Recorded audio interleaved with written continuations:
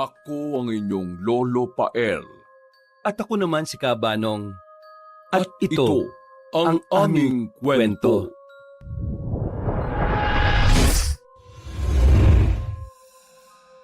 Alas 5:30 ng hapon, ang langit ay nagkukulay abumputik na habang umiihip ang malamig na simoy ng hangin. Nakatingin ang 18 anyos na dalagang si Elsa sa binata. Pinagmamasdan ang mga sanga ng puno sa labas ng bakuran nila na mahinang humahampas sa bubong ng may kalumaan nilang bahay. Tanaw din mula roon ang lumang balon. Nakatakip ito ng kalawanging yero at nakaalambre bilang kandado. Matagal nang hindi nagagamit ang nasabing balon at hindi rin alam ng dalaga kung bakit. Ang tanda niya lang sa sinabi noon ng lola Ana niya ay isinara na yon matapos mahulog ang huling alaga nilang aso na si Oink Oink. Bata pa kasi siya noon kaya hindi na rin talaga niya masyadong natatandaan. Nang maalala niya ang nasabing aso, ay tila ba bigla na lang siyang natakam at parang maduduwal. Ano ba itong nararamdaman ko? Lumayo siya sa bintana at naupo sa kama. Pagharap niya sa salamin ay halatang halata ang panlalalim at medyo pangingitim ng palibot ng kanyang mga mata. Ramdam na niyang may kakaiba simula pa noong nakaraang araw matapos nilang manggaling ng matalik na kaibigang si Pepita doon sa baryo ng San Isidro. Napahawak sa tiyan habang tila tulala at nakatingin lang sa dingding. Mapapansin din na merong kaunting mantsa ng dugo ang punda ng kanyang unan pero pinupunasan niya ito kahit tuyo na. Nang mabaling ang atensyon niya sa lamisitang katabi ng kama ay nakita niya roon ang lumang larawan nila ng nanay niyang si Delia na matagal nang patay. Bigla na lang siyang napaluha at nang mapatingin sa ilalim ng lamisita ay nagulat siya sa nakita dahil may patay na daga roon. Subalit ulo na lang ng daga ang natira at nagkalat ng ilang tuyong dugo sa ilalim at maging sa punda. Ano itong nagawa ko, Diyos ko? Nilinis niya kaagad ang kalat pero may mga natira pa ring mantsa sa sahig. Hanggang sa habang abala siya ay biglang kumatok si Lola Ana. Iha! Elsa! Kumain ka na ba? Hindi pa po. Hindi pa po ako nagugutom, Lola. Sigurado ka? May problema ka ba? Wala naman po. Hindi lang po talaga ako nagugutom ngayon, La. O siya, sige. Bago umalis ay bagyang sumilip ang matandang ginang pero kagad namang naikubli ng dalaga ang mga dugo. Malabo-labo na rin naman kasi ang mga mata ng kanyang lola kaya hindi na rin yun nakita. Pagkaalis ni Lola Ana ay aligagang inayos ni Elsa ang sarili. Pagharap sa salamin ay naiyak na lang siya ng tahimik dahil sa mga nangyayaring hindi niya maipaliwanag. Ano ba itong nangyayari sa akin? Bakit ako kumakain ng buhay na daga? Bakit ako natatakam sa sariwang dugo at karne? Bakit parang may hinahanap-hanap ang katawan ko? Natigilan na siya nang makita ang kulay ng mga mata sa salamin na biglang nag-iba. Napansin din niyang tila ba ang refleksyon niya ay merong kakaibang itim na puwersang pumapalibot. Mabigat ito at nakapanghihina, kaya kagad siyang umalis doon at nahiga na sa kama. Napatingin lang siya sa bubungan at patuloy na nag-iisip patungkol sa nangyari noong nakaraang gabi. Narinig kasi niya ang ilang mga kaklase nila ni Pepita na pinagbabawalan silang pumunta roon sa San Isidro dahil nga raw maraming aswang sa lugar na yon. Madalas nga raw nang bibiktima ang mga aswang roon at niyayanggaw ang ilang kababaihan sa pamamagitan ng paglalagay ng kakaibang laway ng aswang sa mga pagkain. Hindi kaya nayanggaw na nga talaga ako? Huwag naman sana.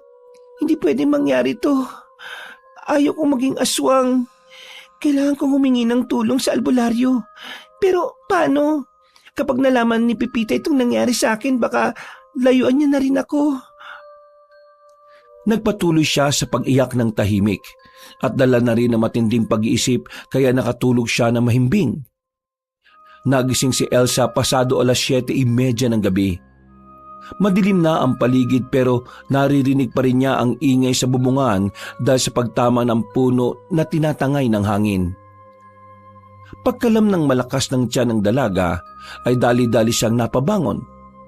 Hindi niya rin alam kung bakit pero para bang dinig na dinig niya ang lahat ng ingay sa buong bahay. Kahit ang simpleng kaluskos ng maliliit na daga ay nararamdaman niya. Maging ang pagtibok ng sarili niyang puso at pagdaloy ng dugo niya sa katawan ay malinaw niya yung naririnig. Napahawak na naman siya sa sikmura hanggang sa makarinig ng kalansing ng pinggan sa kusina. Ngumiti siya ng makahulugan. Naamoy ko si Lola. Natigilan siya dahil sa sinabi kaya pinigilan niya ang sarili. Natutupan niya ang bibig dahil sa mga naiisip na hindi maganda. Elsa, huwag mong gawin yun kay Lola Ana. Kung ano man ang naiisip mo, pakiusap, wag. Pagdating niya sa kusina, ay naabutan niya ang matandang babae sa hapagkainan. Tahimik niya yung pinagmasdan habang tila amoy na amoy ang kinakaing sinabawang manok hanggang sa mapansin na siya noon. Iha, nagugutom ka na ba? Halika, umupo ka na rito. Magsando ka na lang ng pagkain mo, ha? Hindi na kita ginising kanina kasi sabi mo hindi ka pa naman nagugutom. Pero sa itsura mo ngayon halatang gutom na gutom ka na. Po? Ay bilisan mo na, habang mainit pa yung sabaw. Masarap ang manok na niluto ko. Paborito mo pa naman. Sige po, salamat po Lola. Naupo na nga ang dalaga at sinaluhan ng matandang babae sa pagkain. Alam niyang masarap magluto ang kanyang lola ng ulam dahil parang iba ang lasa ng sinabawang manok na nakahain. Hindi na lang niya ipinahalata at pinilit ang sarili na ubusin yon kahit ang totoo ay gusto talagang isuka ng kanyang tiyan. Siya nga pala, nagpunta rito yung matalik mong kaibigan, si Pepita. Sa susunod na lang daw siya ulit pupunta kasi tulog ka kanina Bakit pa nagpunta si Pepita? Ay, hindi ko rin alam. Gusto ka lang daw kumustahin. Bakit? May nangyari ba sa inyo? Wala naman po. Ay, mabuti naman kung ganon. Ay, siya nga pala. Baka mamaya nagpunta kayo sa San Isidro nung pista ron, ha? Hindi po. Wala naman akong kakilala ron, Lola. Ay, mabuti naman na po. Napaalalahanan na kita na huwag kang pupunta sa lugar na yon, ha? Dahil alam mo na, maraming nagtatagong aswang doon na nangyayanggaw. Yung balita ko nga, yung anak ni Julio at Julia, dinala kahapon sa albularyo dahil kakaibang ikinikilos. Yung pala nanggaling doon sa San Isidro. Sabi ng manggagamot na biktima raw ng yanggaw. Talaga po? Ano po nangyari kay Juliana, Lola? Ay mabutit na agapan. Nilayo muna nila kasi yung mga tao rito sa atin nagagalit na baka nga raw hindi pa pala magaling at si Juliana naman ang mambiktima rito sa atin. Saan po sila nagpagamot? Kay Ma'am Pabling. Kaso, duda rin ako sa albularyong yon kasi di ba manyakis yon. Kaya duda rin ng mga taga rito sa atin kung talagang gumaling si Juliana o hindi. Bakit mo naman pala naitanong? Wala naman po, Lola.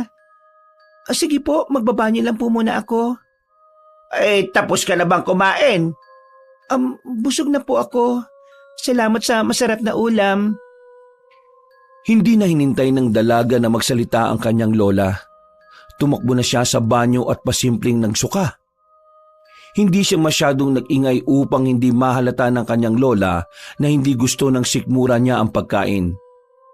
Sigurado na talaga ngayon ng dalaga na nayanggaw din siya dahil tila iba na ang hinahanap-hanap na pagkain ng kanyang sistema. Nagsisimula na siyang mahumaling sa sariwang dugo at karne ng tao. Hindi to pwede mangyari sa akin. Kailangan ko magpatingin doon kay Ma'am Pabling. Diyos ko, tulungan niyo po ako. Ayaw kong maging aswang. Dala ng matinding pag-iisip ay hindi nakatulog ng maayos si Elsa. Mabuti na lang din talaga ay wala silang pasok sa eskwelahan kaya ayos lang din. Halos magdamag niyang nilabanan ng sarili dahil nga sa nakakaramdam na talaga siya ng matinding pagkauhaw sa sariwang dugo at karne ng tao. Mabuti na lang din ay napagtiyaga niya na naman ang isang daga na nahuli niyang tumatakbo na naman sa ilalim ng kanyang kama. Pero nang mapagtanto niya yon, ay pinilit niyang sumuka ng sumuka kahit halos tubig na lang ang nilalabas ng kanyang tiyan. Hindi pa rin naman kasi siya nakakaramdam ng kasapatan matapos makakain ng 2 buhay na daga. Kinabukasan, pagkasilip niya sa bintana, ay nakita niya si Lola Ana na nagwawalis ng kalat. Pagkalaon ay nadinig niya ang matandang babae na sumisigaw matapos kang makakita ng patay na katawan ng mga daga sa basurahan. Mabuti na lang din ay may dumaan na nagbabasura kaya kaagad yung pinatapo na matanda. Hindi na rin umimik ang dalaga patungkol doon at nagpatay mali siya na lang siya.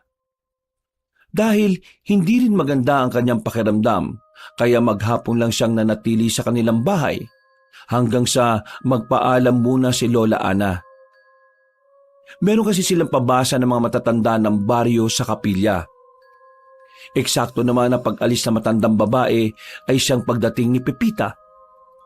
Sakay ang nasabing dalaga ng bisikleta at natutuwa yun nang makita siya habang may dalang supot ng mangga galing sa kanilang bakuran. Pasok ka, Pipita. Mabuti na lang at nagpunta ka rito. Meron kasi akong importanteng sasabihin sa iyo eh. Pagpasok ng matalik niyang kaibigan ay nagkwentuhan kagad sila sa sala. Hindi na tuloy nasabi ni Elsa ang gusto niyang sabihin dahil nga una na nilang napagkwentuhan ang tungkol sa paaralan. Nasabi nga ni Pipita na nanalo na naman daw si Tom bilang MVP.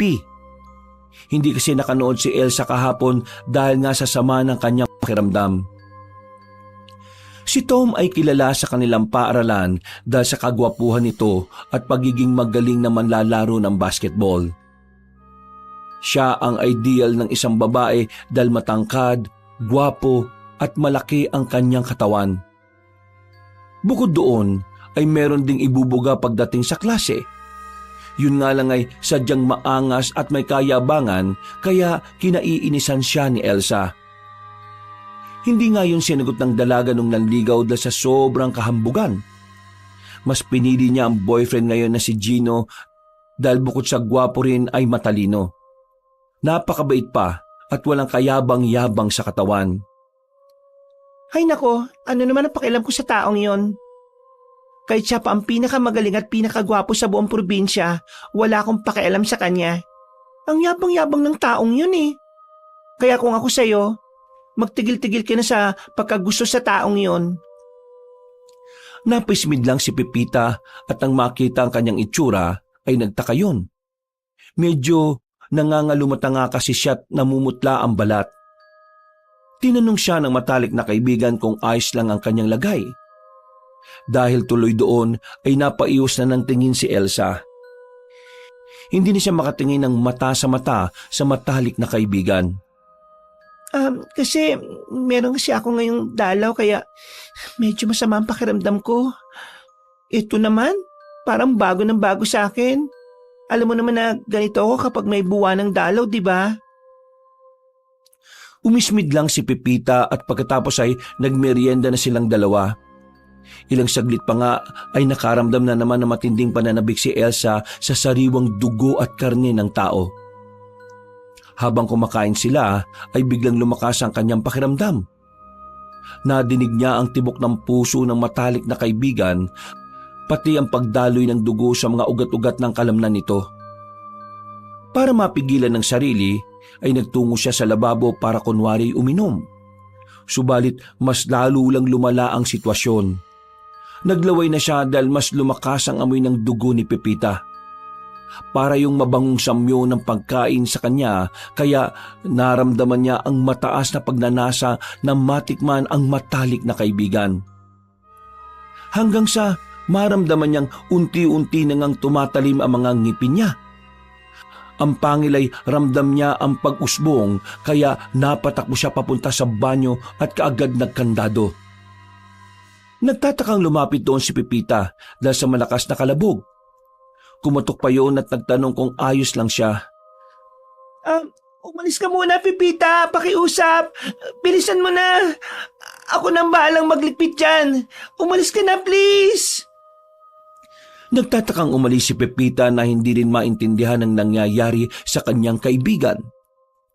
Napapayak naman si Elsa habang nagpapakababad ng tubig sa banyo.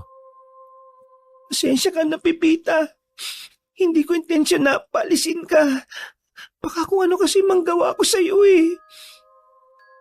Sa kabila ng matinding pagnanasa na makatikim ng sariwang dugo at karne ng tao, ay tiniis ni Elsa ang sarili hanggang sa makatulog siya ng mahimbing sa banyo.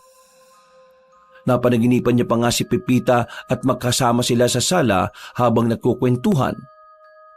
Ilang saglit pa ay tinitigan niya ng nakakaloko ang matalik na kaibigan hanggang sa mangilid ang laway sa kanyang labi.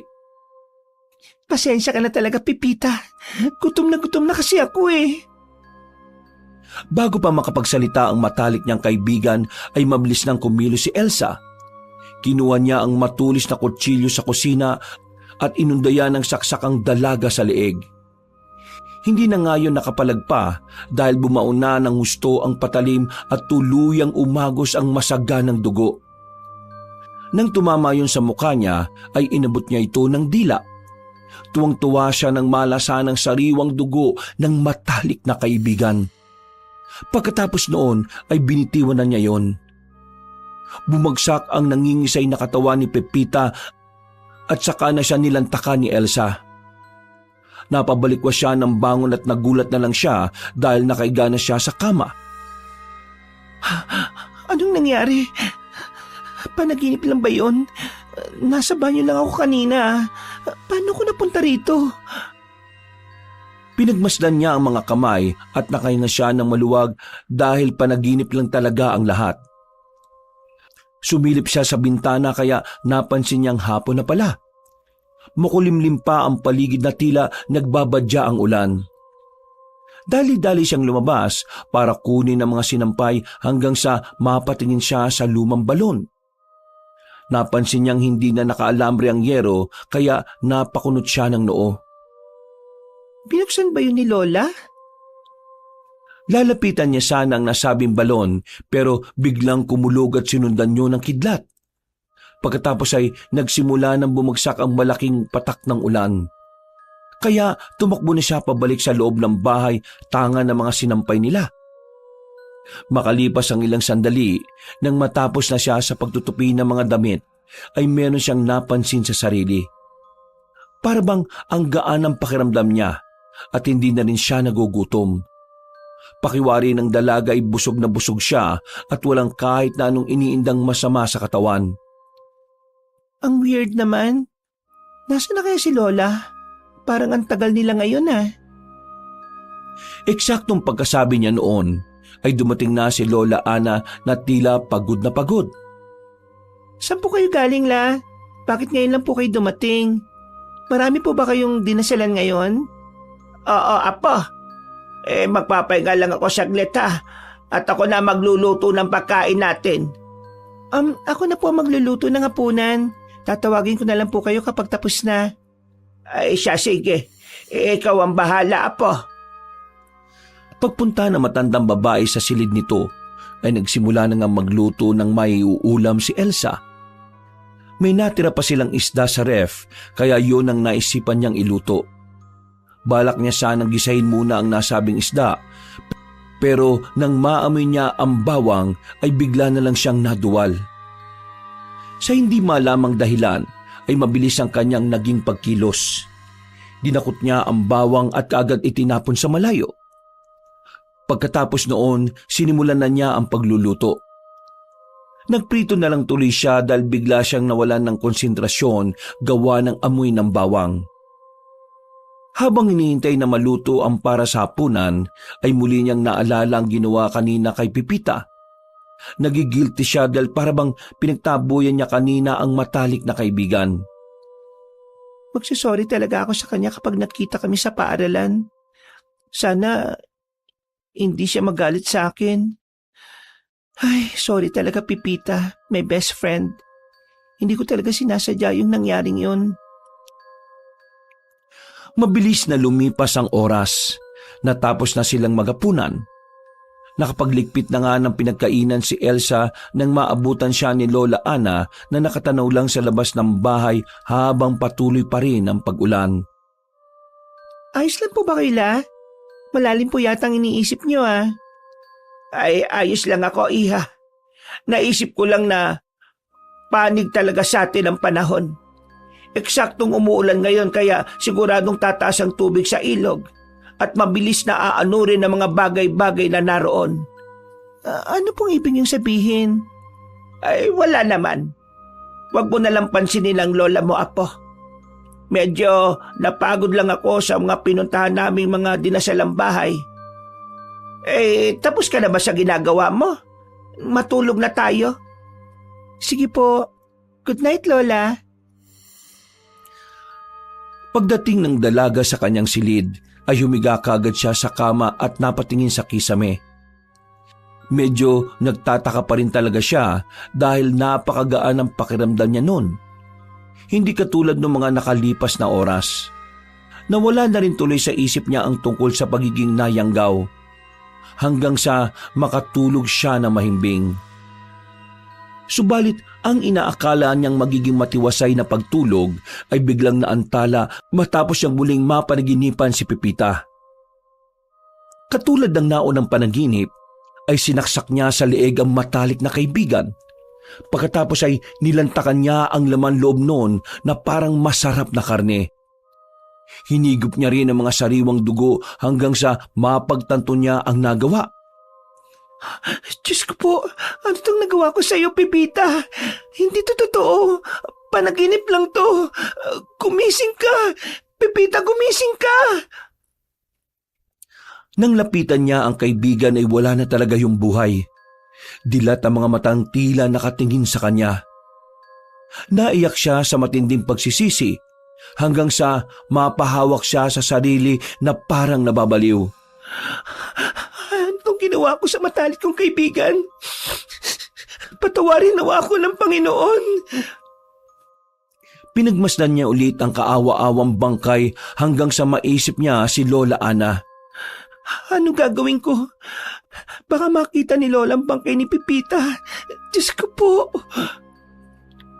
Tumayo siya na parang nawawala na sa sarili hanggang sa mapalingon na nga siya sa bintana.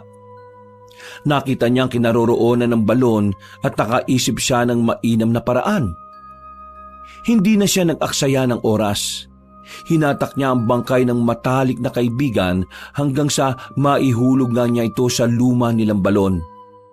At dahil sa sobrang taranta, ay hindi na niya nagawang may kandado pa ulit yun sa pamamagitan ng pag-aalambre.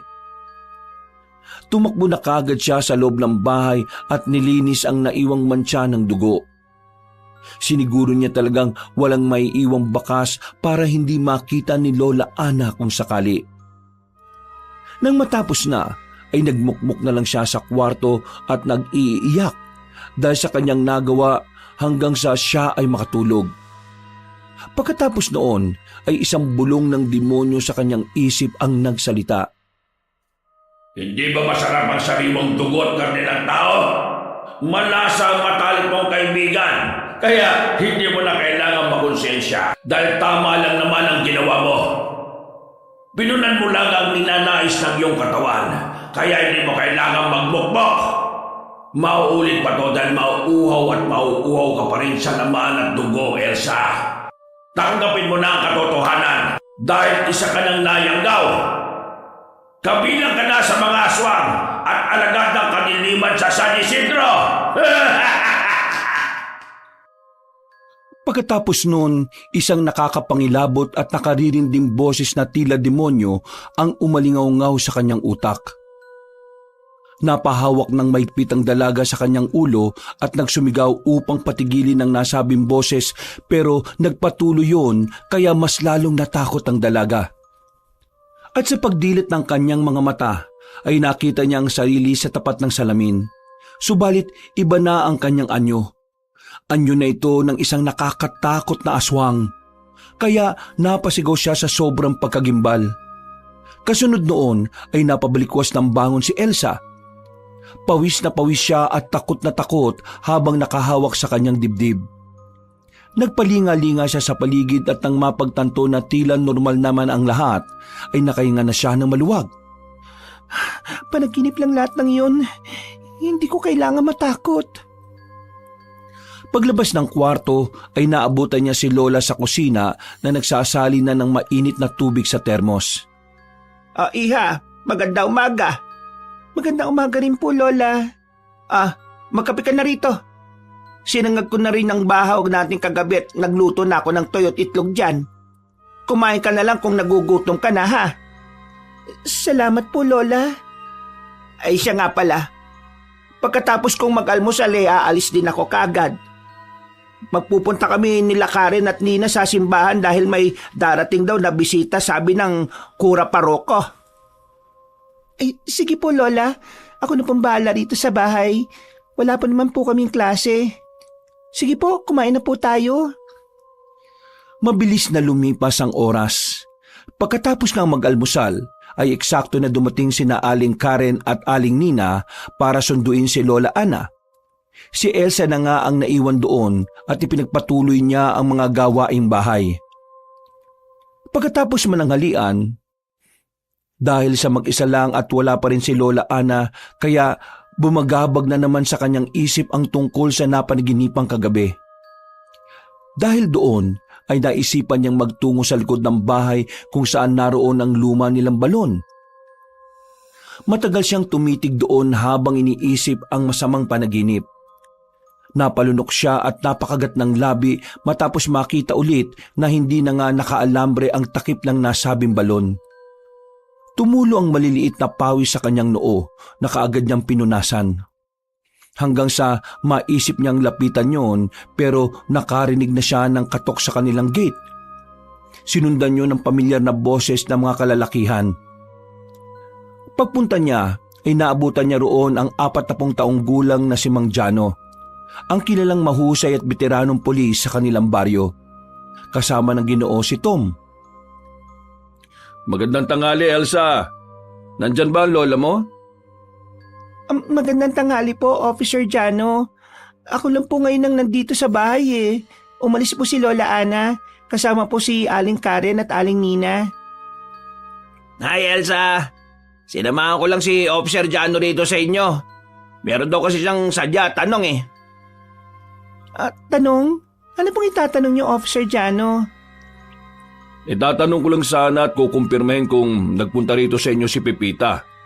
Ang sabi kasi ng mga magulang niya, umaga pa lang daw dito na siya nagpunta sa inyo kahapon. Opo, mga 9:00 po siya ng umaga nagpunta rito kahapon. Anong oras siya umuwi? Basta po mga hapon na yon. Nagmerienda kami. Nasa banyo po kasi ako nung umalis siya eh.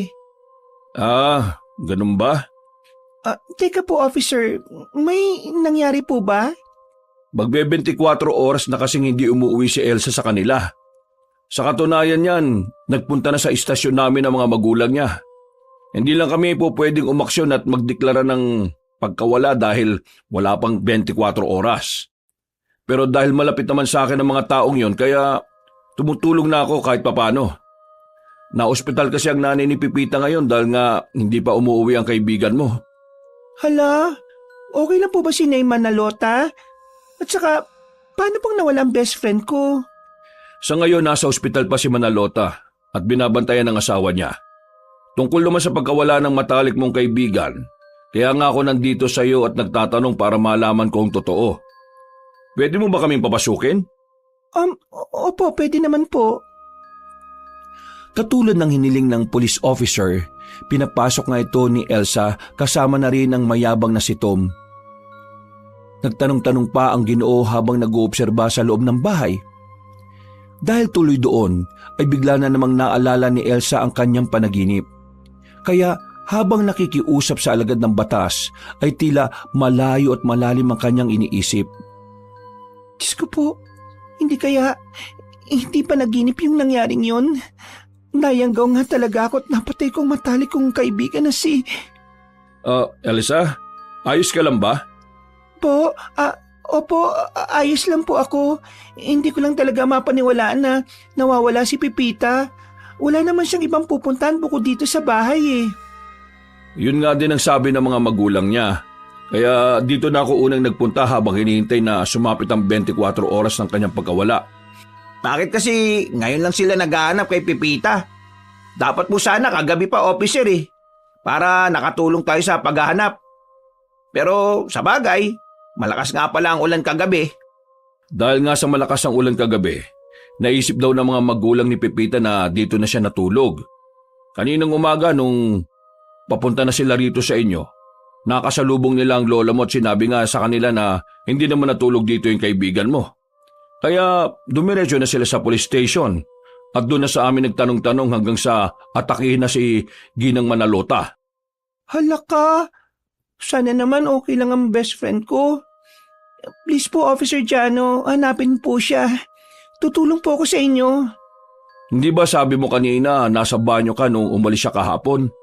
Hindi ka na niya hinintay na lumabas bago siya umalis? Ang totoo po kasi niyan, pinalis ko po siya. Medyo natasan ko po kasi siya ng boses eh. O bakit naman? Nag-away kayo? Hindi naman po kami nag-away. May buwanang dalaw po kasi ako eh. At medyo masama ang pakiramdam ko kaya ganun po ang nangyari. Dahil tila hindi pa rin kumbinsido si Officer Jano sa mga sagot ni Elsa, kaya marami pa siyang itinanong habang nagmamasid-masid sa buong bahay. Wala namang nakitang kakaiba ang Ginoo hanggang sa makarating sila sa likod ng bahay kung saan nga nakita ng alagad ng batas ang lumang balon. Doon ay kinabahan na ng husto si Elsa, pero pinilit niyang umakto ng normal dahil baka kapag nakita siya nakabado ay baka mas lalo siyang paghinalaan. Oh, may balon pala kayo rito? Opo, pero hindi na po yung ginagamit eh. Hindi na rin po kasi nagkakatubig. Luma na rin po yan kaya nakatakip na. Nakatakip ba? Ba't parang nakauwag yung yero? Po? Kagad lumapit ang opisyal at binuksan ang yerong tumatakip sa nasabing balon. Umalingasaw ang mabahong amoy kaya kahit si Elsa ay nagulat. Pagkatapos ay kinuha ng pulis ang maliit na flashlight sa gilid ng pantalon at inilawan ng ibaba habang nakatakip ang ilong. Sumilip din si Tom habang napalunok na ng laway si Elsa sa takot. Ang inaalala niya kasi ay ang masamang panaginip kagabi kung saan ay hinulog niya sa balon si Pepita. Officer Jano, yun oh, may patay na daga. Oo nga. Kinabahan ako ron ah. Kala ko kung ano na, Elsa. Bakit naman may patay na daga rito sa balon? Ha? Hindi ko rin alam eh. Di naman namin binubuksan niya ni Lola eh. Natigilan na ang dalaga sa pagsasalita dahil biglang tumunog ang radyo na nasa kaliwang balakang ni Ginoong Jano. May nagsalita roon kaya sinagot kaagad ng Ginoo. Doon nga nila nalaman ng isang hindi katanggap-tanggap na masamang balita. Ayon sa nasa kabilang linya, may nakitang bangkay sa ilog sa ilalim ng tulay na malapit lang din sa simbahan ng baryo. Kinumpirma nga na ang bangkay ay si Pepita. Halos gumuho ang mundo ni Elsa sa kanyang narinig kaya natumba siya.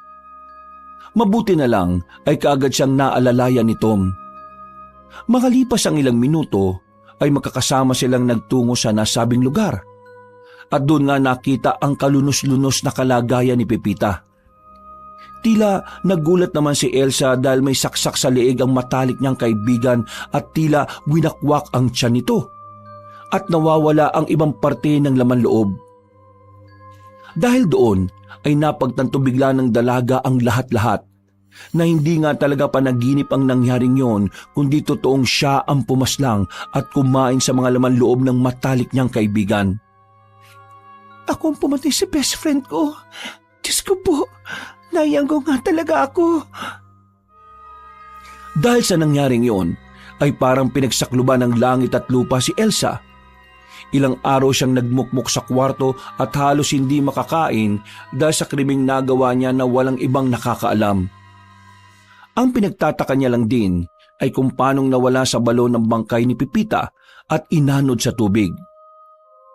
Sigurado kasi siya na doon niya yun tinapon. Naisip niya tuloy na baka may kung anong hiwaga ang balon pero nalulungkot pa rin siya dahil sa pagkamatay ng matalik na kaibigan na siya mismo ang may gawa. Isang linggo matapos ang paglibing kay Pepita, muli na namang nakaramdam ng kakaibang gutom si Elsa. Naririnig na naman niya ang tila bulong ng demonyo sa kanyang isipan. Ang tibok ng puso ng mga tao sa paligid at ang amoy ng sariwang dugo at karne ng tao. Parang mabangong samyo yun sa kanya. Upang mapigilan ng sarili, nagkulong na muna siya sa kwarto. Hanggat maaari ay iniiwasan niya rin makasalamuha ng matagal si Lola Ana. Natatakot kasi siya na baka magawa ng masama ang matandang babae. Lalo na't kumalat sa baryo na hindi nga ordinaryong nilalang ang pumatay kay Pepita kundi isang mabagsik na aswang daw galing sa San Isidro. Marami ang naniwala pero marami rin ang nagsasabi na haka-haka lang ang tungkol sa aswang. Lunes ng tanghali. Pag-uwi ni Gino galing sa paaralan ay dinalo niya ang girlfriend na si Elsa. Nag-alala na rin kasi siya sa lagay nito. Eksakto na wala roon si Lola Ana at wala na rin sanang balak ang dalaga na patuloyin ng boyfriend pero nagpumilit ang binata. Alam ko masakit yung nangyari kay Pepita, pero sana huwag mong pabayaan ang sarili mo. Nandito lang ako sa tabi mo, mahal. Pwede mo akong kausapin. Pwede mo akong iyakan at ibuhos mo sa akin ang kalungkutan na yan. Sasamahan kita, Elsa. Hindi kita iiwan. Maraming salamat, Gino. Hindi ko lang talaga matanggap ang pagkawala ng best friend ko. Naiinis ako sa sarili ko. Hindi ka dapat mainis sa sarili mo, mahal, o maawa. Walang may gusto nitong nangyari. Walang may kasalanan at walang dapat sisihin. Napayak na lang si Elsa sa bisig ng kanyang boyfriend hanggang sa pareho silang makatulog. Mga bandang hapon ng magising si Gino, inasikaso na niya pa rin ang nobya.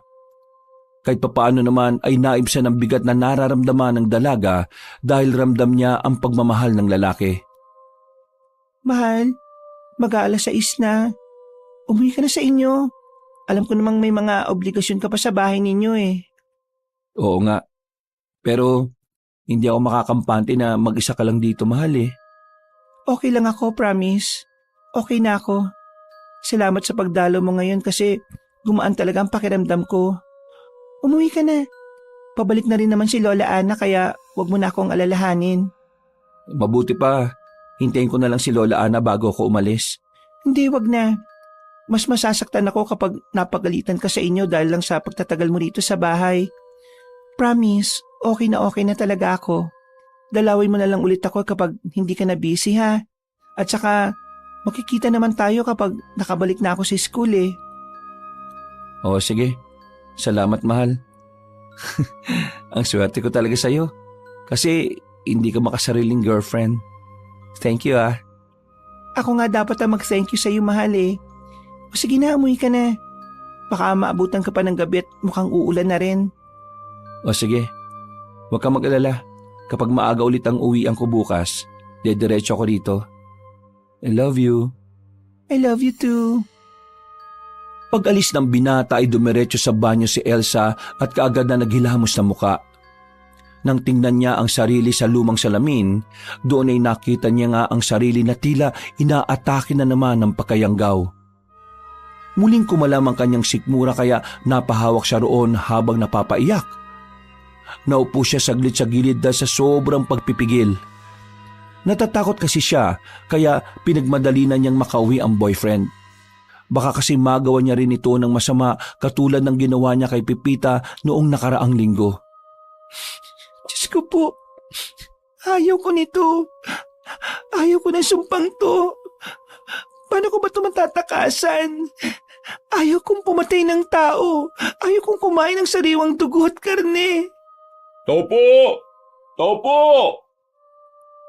Nang marinig ng dalagang pamilyar na boses sa labas, ay kagad siyang nag-ayos ng sarili.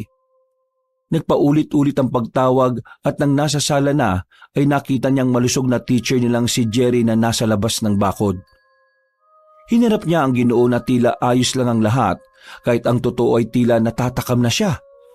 Pinapasok niya ang guro at habang nag-uusap sila sa sala ay iba ang tumatakbo sa kanyang utak.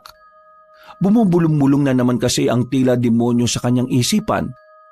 Bukod pa roon ay mas lalo niyang naamoy ang nakakatakam ng dugo ng kausap.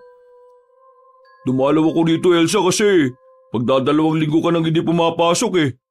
Nabalitaan ko nangyari kay Pepita at alam kong nalulungkot ka tungkol sa bagay na yon. Pasensya na po, sir. Ayos ka lang ba, Elsa? Ayos lang naman po. Medyo natatakam lang talaga ako ngayon. Natatakam? Bakit? Nagugutom ka ba? Sakto, oh. Eto, may dala akong meriendang ginataan. Kainin mo to kasi parang nangangalumuta ka na at namumutla eh. Sakto po. Gutom na talaga ako ngayon. Halos 1 linggo na rin akong hindi nakakakain eh. Ano? 1 linggo? Diyos ko po, baka magkasakit ka na niyan, Elsa. Alam ba to ng lola mo, ha? Hindi po. Lagi naman kasing wala si Lola dito eh. Saka, okay lang po yun. Palagi ko kasi mabubusog naman ako ngayon. Salamat po sa pagpunta niya rito. Nawiwirduhan man ay inabot na ng Ginoong Guro ang supot na naglalaman ng ginataan. Pagkakuha roon ni Elsa ay mas lalo niyang nalanghap ang sariwang dugo sa kalooban ng kaharap. Tila hindi na nga nakontrol ng dalaga ang pagkayanggaw na umaalipin sa kanyang pagkatao. Napasingap siya at napansin niyo ng malusog na lalaki. Pasensya na po sir ah. Na-excite lang ako. Ang bango-bango po kasi. Natatakam tuloy talaga ako. Wait lang po ah. Ha? Oo, sige. Nagtungo nga kagad si Elsa sa kusina at pakunwaring ilalagay sa mangkok ang ginataan. Pero ang totoo ay pinipigil niya ang sarili na makagawa na naman ng hindi maganda. Subalit sa huli ay nanaig ang kasamaang bumabalot sa kanyang pagkatao. Habang nakaupo si Sir Jerry sa may kalumaang sofa, ay nagmasid-masid yon sa paligid hanggang sa makarinig ng lagabog sa kusina. Lumapit doon ang Ginoo habang tinatawag ang kanyang estudyante. Subalit, pagdating sa kusina, ay wala siyang naabutang kahit na sino. Maliban na lang sa mangkok sa sahig na nabasag na. Nagkalat tuloy ang laman nitong ginataan. Maya-maya pa, pagpaling ng Ginoo sa pinto ng banyo ay doon na niya nakita si Elsa na nakatayo. Nakatingin ang dalaga sa kanya ng makabuluhang habang naglalaway. Elsa, ayos ka lang ba? Sabi po na bumubulong sa isip ko. Magiging ayos lang din ako kapag... Kapag ano? Kapag kinain ko na ang laman loob niyo, sir. Mabilis ang mga sumunod na pangyayari. Dahil bago pa makatakbo si Sir Jerry palabas ng kusina, ay nilundagan na siya ng dalagang hayok na hayok sa laman at dugo ng tao. Sabay silang natumba sa sahig. Nakasigaw pa si Sir Jerry ng tulong pero hinawakan siya ni Elsa sa bibig at may pitong tinakpan. Nagpumiglas ang Ginoo subalit mas malakas ang babaeng nayanggaw. Nagpambuno sila hanggang sa maisip na ni Elsa ang dapat niyang gawin. Binali niya ang leeg ng Ginoo kaya tuluyan na itong nawalan ng buhay at hindi na nakapanlaban pa. Pagkatapos noon ay tumayo na siya habang pinagmamasdan ng gurong wala ng buhay na nakahandusay sa sahig.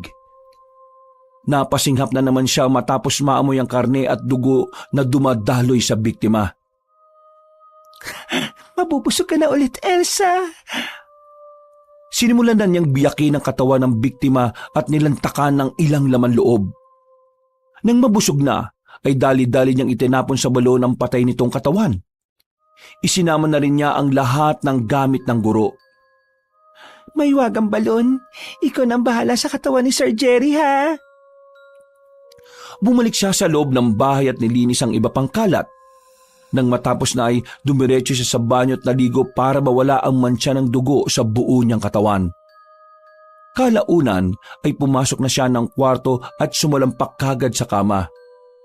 Tila pagod ng kanyang buong pagkatao pero ramdam niya ang matinding kabusugan kaya naman nakatulog siya na mahimbing. Nagising siya ng mga bandang 8:30 ng gabi dahil sa malakas na buhos ng ulan. Tila parang walang nangyari at parang wala siyang ginawang krimen. Paglabas ng silid ay naabutan na naman niya si Lola Ana na nakatingin sa bintana na tila minamatyaga ng malakas na pagbuhos ng ulan. Lola, magandang gabi po. Ay, magandang gabi rin na po. Ay, umuulan na naman. Aanurin na naman sa ilog ang mga dapat anurin. Hindi na nakasagot ang dalaga dahil naglakad na palayo ang kanyang lola at nagkulong na sa kwarto. Hindi na lang din niya yon pinansin. Matapos siyang uminom ng tubig ay bumalik siya sa kwarto para matulog ulit. At napanaginipan na naman niya ang tungkol sa pagpatay na ginawa niya kay Sir Jerry. Nagising siya kinaumaga na pawis na naman pero alam niya sa sarili na wala na siyang magagawa patungkol sa mga nangyari. Kaya iniyak na lamang niya ang lahat sa Diyos. Pagkatapos mag-almusal, ay sinilip niya ang balon at katulad ng nangyari kay Pipita, wala na roon ang bangkay ng guro. May wag nga talaga ang balon na ito. Nagdaan pa ang mga araw. Pinaghahanap din ng mga kinauukulan si Ginoong Jerry. At dahil doon, ay dinalo na naman ni Elsa si Officer Jano. Nakarating kasi sa nasabing opisyal na ayon sa ibang kakilala sa paaralan na nagpuntang araw ang guro sa bahay ng dalaga. Itinanggi naman ni Elsa ang lahat. Sa unang pagkakataon ay pinasinungalingan niya ang tungkol sa pagdalaw ng kanyang advisor. Mabuti na lang din ay hindi na pumasok pa si Officer Jano sa loob ng bahay, kaya hindi na masyadong nabahala ang dalaga. Makalipas ang 2 araw at gabi, ay natagpuan na rin ang bangkay ng nasabing guro. Subalit, mas malayo na. Sa ilog sa kabilang baryo na ito nakita. Wakwak din ang tiyan at nawawala ang ibang parte ng laman loob. Mas lalo tuloy umugong ang patungkol sa mga nayanggaw na aswang galing sa San Isidro. Sinisisi pa nga ng mga nasa baryo si Juliana na siyang naitalang nayanggaw sa kanilang lugar ayon na rin kay Mang Pabling. Dahil tuloy doon ay mas lalo lang din natakot si Elsa na magpakonsulta sa albularyo. Ayaw niya rin kasing mabuko ang pagiging nayanggaw niya. At gawa ng mga krimen na to, ay nagsimula si Officer Jano na matyaga ng mga kilos ni Elsa ng palihim. Napansin niya kasi ang kakaibang mga gawin ng dalaga. Kaya nang makabalik na sa paaralan, ay makailang beses niya yung sinundan hanggang sa mapansin na siya. Officer Jano, sinusundan niyo po ba ako? Ay, bakit ko naman gagawin yon? Ilang beses ko na po kasi napapansin. Hindi lang po ako nagsasalita. Alam po ba to sa istasyon ninyo? At saka, bakit niyo po minamatyaga ng mga kilos ko? May problema po ba kayo sa akin? Anong ibig mong sabihin? Pulis po sa bayan ng tatay ng boyfriend kong si Gino. Kapag sinabi ko po sa kanyang ginagawa niyong ito, sigurado makakarating yun doon. Kaya pakiusap lang po, tigilan niyo na po ang pagsunod-sunod sa akin. Dahil sa mga sinabing yun ni Elsa ay pansamantalang naglaylo ang nasabing pulis. Pero malakas pa rin nga ang hinala ng Ginoo na merong kinalaman ng dalaga sa 2 beses na pagkamatay ng mga taong may kaugnayan din sa kanya. Sa pagdaan pa ng mga araw at gabi, ay mas lalong tumindi ang pagnanasa ni Elsa na makatikim ng sariwang dugo at karne ng tao.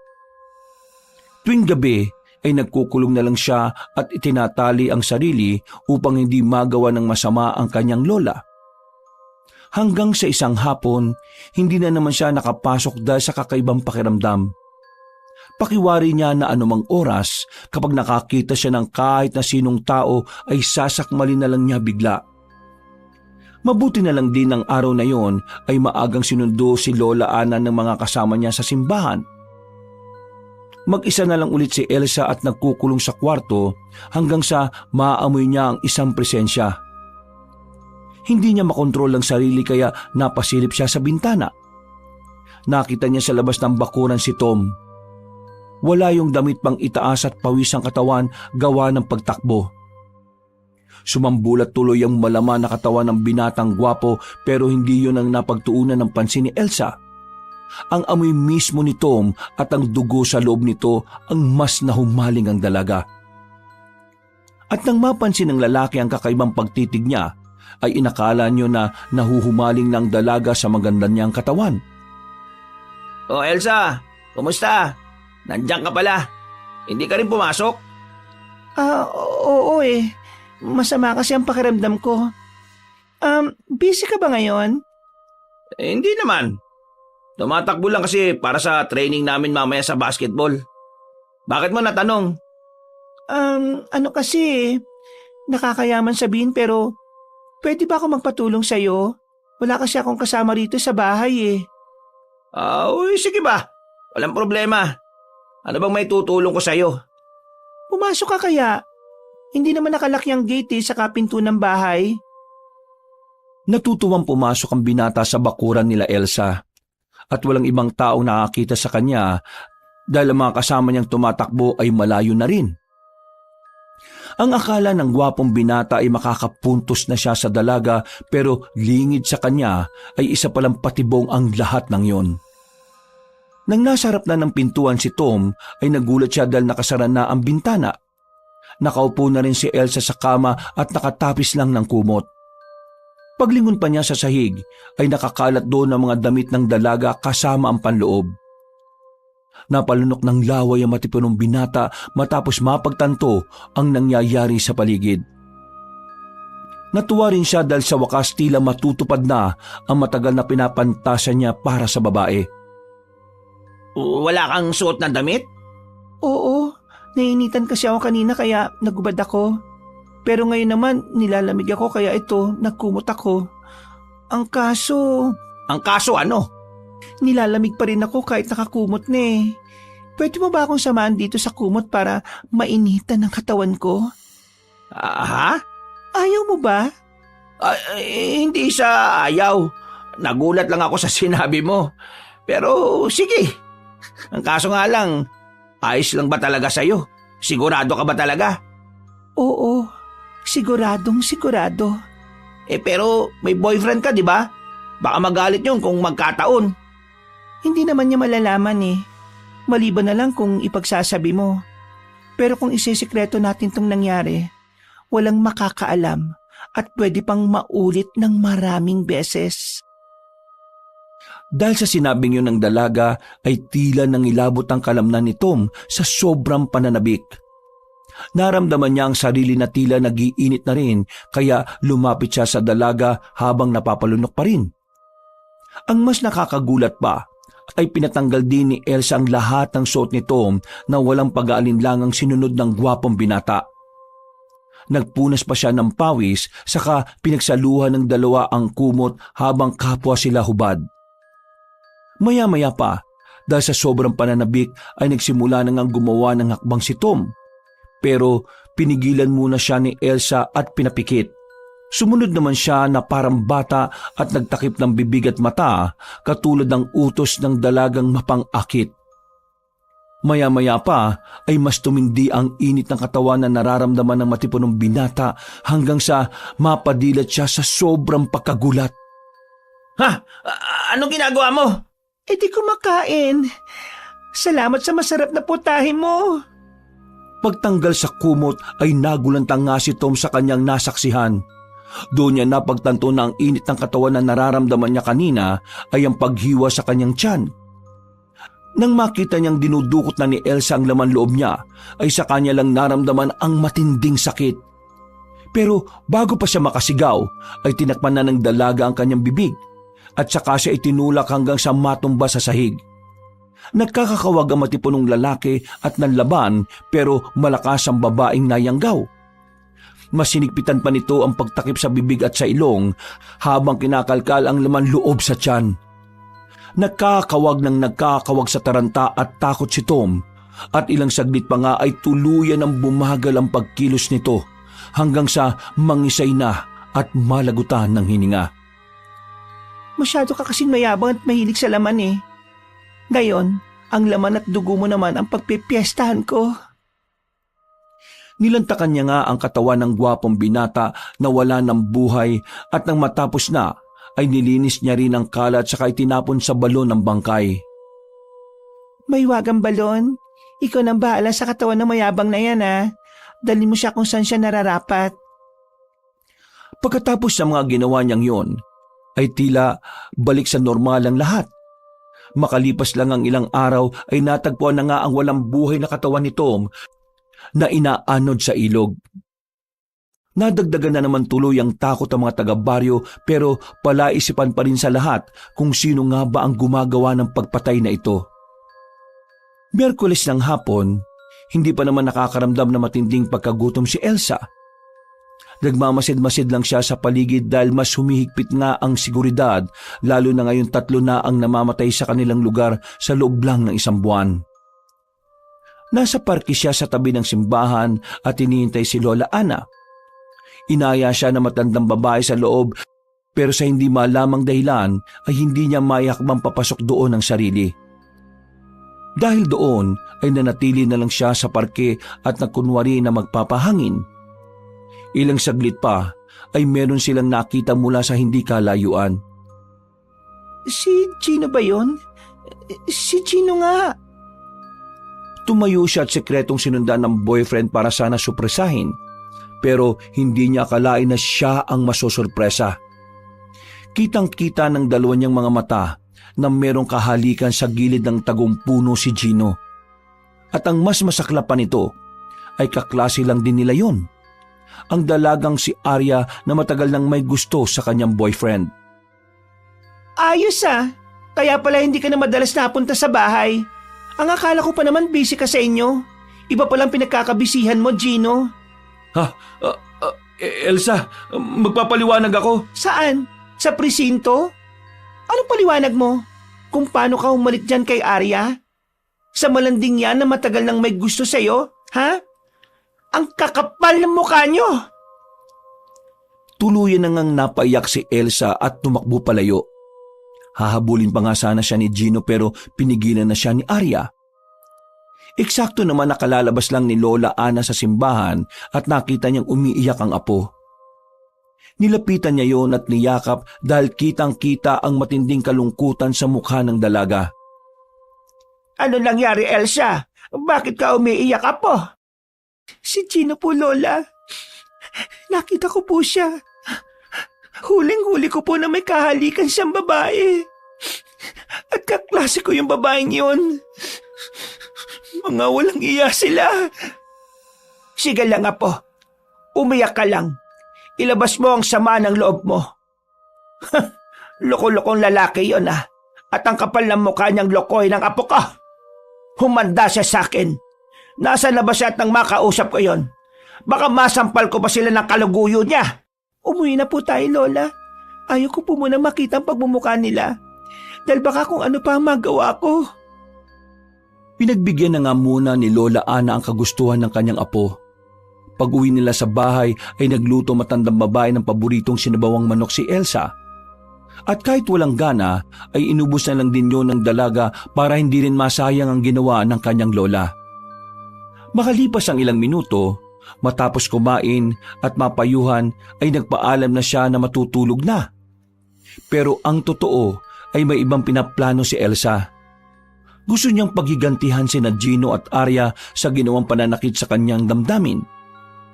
Pasado 10:00 ng gabi. Kasalukuyang umiikot-ikot ang mga tanod sa baryo pero hindi yun alintana ni Elsa. Palim siyang lumabas ng kanilang bahay at unti-unting nagpalit ng anyo bilang isang nakakatakot na halimaw. Ang aswang na resulta ng pagkayanggaw.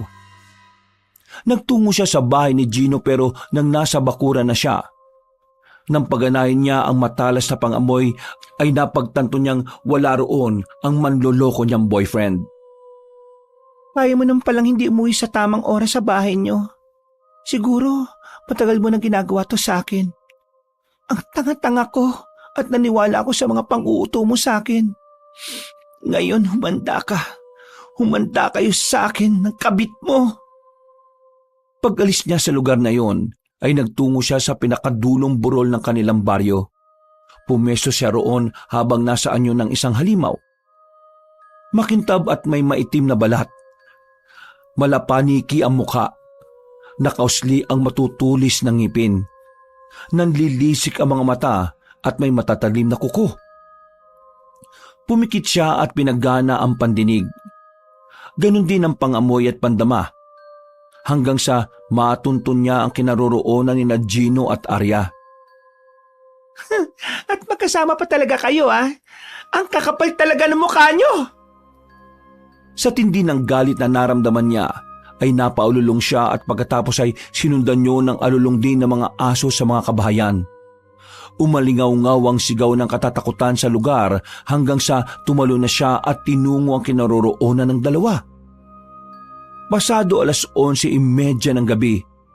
Nakatayo na siya sa mayabong na puno ng mangga sa gilid ng bakuran ng bahay ni Arya. Merong aso roon na tinatahol-tahulan siya pero nang titigan niya ito ng masama ay bigla na lang natakot at nagtago sa ilalim ng kubo ang aso. Muli niyang pinagana ang pandama hanggang sa makarinig na nga siya ng mahihinang halinghingan ng babae at lalaki. Amoy na amoy niya ang presensya ni Gino at Arya sa paligid kaya nasiguro niyang sila lang ang tao sa bahay na yon. Tumalon siya sa bubong at nagpanggap na isang pusa.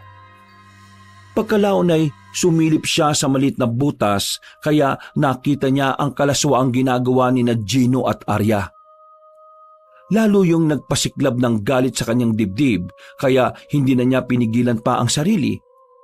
Sa sobrang galit ay malakas siyang lumundag sa bubungan hanggang sa masira yon. Nagulat naman ang dalawa na kapwa walang saplot at nagsisiping na biglang natigil. Nang makita siya ni Arya ay napasigaw sa takot ang dalaga pero nahimatay din yon sa sobrang nerbiyos. Pagkahandusay sa sahig ay dali-daling tumayo si Gino para sana tulungan si Arya. Pero hinarap siya ng aswang kaya natigilan siya at napasandal sa dingding. Ang kapal talaga ng mukha mo, Gino. Sinagad mo na ng kakapalan ng mukha at nakipagsiping ka pa sa babaeng yan. Elsa! Nagulat ba kita, ha? Aswang ka? Kung ganun, ikaw yung pumatay kay Pipita. Pinatay mo ang sarili mong best friend? Oo, pinatay ko siya. Hulaan mo kung bakit ko yung ginawa. Siya ang dahilan kung bakit ako nayanggo sa San Isidro. Kung di niya ako dinala ron, hindi to mangyayari sa akin. Kaya dapat lang din sa kanya yung nangyari. At para rin sa kaalaman mo, hindi lang si Pipita ang pinatay ko kundi ang pakialam merong si Sir Jerry na yon. At ang mayabang na Tom. Anong sinabi mo? Narinig mo naman, di ba? Ako rin ang pumatay sa kanila. Pero alam mo ba, ha? Bago ko patayin si Tom, may nangyari muna sa amin. Mas mahusay siya kesa sa'yo, Gino. Mas magaling siya sa kama. Halimaw ka! Mas masahol ka pa pala sa akin! Oo, halimaw talaga ako. At mas masahol pa sa'yo. Kaya maganda ka na dahil magsasama-sama na kayong lahat ng mga pinatay ko! Wala na nga siyang inaksayang oras.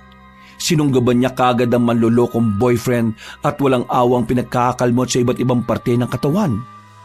Nagsisigaw naman ng tulong si Gino habang pumipiglas.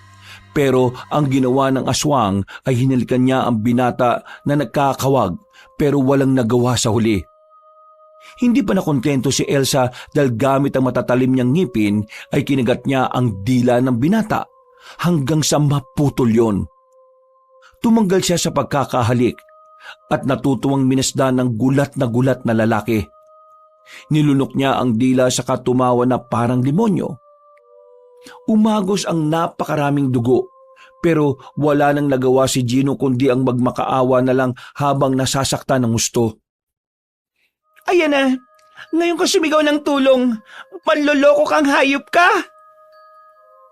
Itinulak siya ng sugatang lalaki at tumalsik siya sa sahig. Nakatakbo yun palayo pero naabutan niya pa rin ang nasa pintuan na ng bahay. Akala mo ba patatakasin kita, Gino?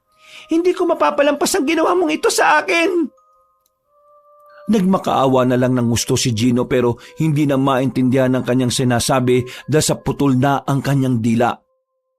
Tila nakakaawa naman siyang pinagmasdan ng aswang pero sa huli ay nangibabaw pa rin ang galit ng dalaga dahil sa panluloko sa kanya. Wala naman sana talaga akong balak na patayin kita eh. Gusto lang kitang takutin dahil iniisip ko na baka magsisi ka sa ginawa mo sa akin, Gino. Pero yung nakita ko kanina na ginagawa mo yung kahalayan ng babaeng yon, Wala ko nakitang pagsisisi sa mukha mo. Tuwang-tuwa ka pa na niloloko mo ko. Pinagkatiwalaan kita ng gusto. Minahal kita ng higit sa buhay ko pero manloloko ka. Kaya wala na akong pakialam kung mamamatay ka ngayon. Nanikluhod at nagmakaawa ng husto si Gino. Umiiyak-iyak pa siya pero nangibabaw na ang kademonyohang umaalipin kay Elsa. Kaya walang awa niyang pinatay si Gino. At bilang ganti ay kinain niya ang laman loob ng binata at pinutol niya na rin ang ari nito. Nang matapos na ay narinig niyang tila nagigising na si Arya kaya naman umaksyon siya kaagad. Nilapitan niya ang kaklase na mahilu-hilo pa sa nangyayari at pagkatapos ay saka niya yung sinalina ng espesyal na laway para mayanggaw na din. Pagkatapos ay pinakain niya ng sariwang karne at pinainom ng sariwang dugo galing kay Gino. Ilang saglit pa ay nangisay-ngisay na si Arya hanggang sa para na yung naglumpasay sa sahig. Napapangiti na lang siyang pinagmamasdan ni Elsa hanggang sa matapos na ang ganoong senaryo. Pagbula ng bibig ay nawalan ulit ng malay ang kalaguyo ng kanyang boyfriend. Kaya hinayaan na lang niya yon. Paggising mo, mauuhaw ka na sa sariwang dugo ng tao at matatakam ka sa karne nila. Katulad ko, hahanap-hanapin mo na rin ang sumpang yan. At ang mas pinakamalala, hindi ka patutulugin ang konsensya mo sa pag-iisip na ikaw mismo ang pumaslan sa lalaking minamahal mo. Kay Gino. Kaya matulog ka lang ng mahimbing ngayon. Dahil paggising mo, Arya, magiging impyerno na rin ang buhay mo. Umalis nga kaagad si Elsa sa lugar na yon dahil naramdaman niya at naamoy na may mga tao nang nagroronda ang parating. Hindi muna siya umuwi ng bahay. Nagpunta siya sa ilog at doon nagbabad hanggang sa mawala ang mantsa ng dugo sa kanyang katawan. Pag-uwi niya ng bahay ay eksakto na bigla namang bumuhos ng malumanay ang ulan. Nagpalit kagad siya ng anyong tao at naglakad ng dire-diretso hanggang sa makalampas sa lumang balon.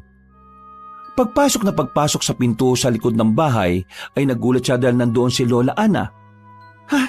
Lola, bakit gising pa po kayo?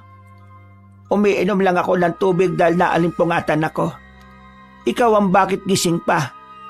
Oras na ng hating gabi at naulan pa. Tingnan mo nga sarili mo. Hubot-hubad ka pa, iha. Ano po kasi, naligo po ako sa ulan. Nainitan po kasi ako, Lola. Bilisan mo na at magbanlaw ka na at magdamit. Baka sipunin ka pa sa mga pinag-aagawa mo. Ikaw talaga. Nagtuloy-tuloy na si Lola Ana sa kwarto nito kaya nakahinga na ng maluwag si Elsa. Dali-dali siyang nagbanlaw sa banyo at nagpalit ng damit. At saka naman siya nahiga. Habang nakatingin sa kisame ay bigla na lang siyang napaluha dahil sa nagawa niya sa pinakamamahal niyang si Gino. Hindi ko gusto yung nangyaring yon. Lahat ng mga nangyari, wala akong ginusto sa mga ito. Hindi ko gustong patayin ka, Gino, dahil mahal na mahal kita.